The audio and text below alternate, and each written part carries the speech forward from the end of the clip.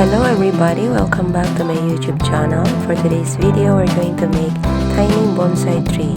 Without further ado, let's watch this.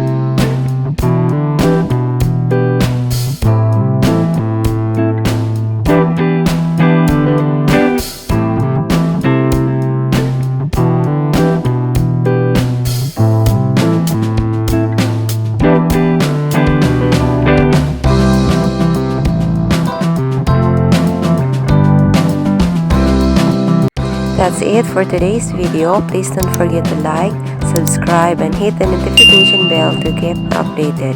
Thanks for watching. Catch me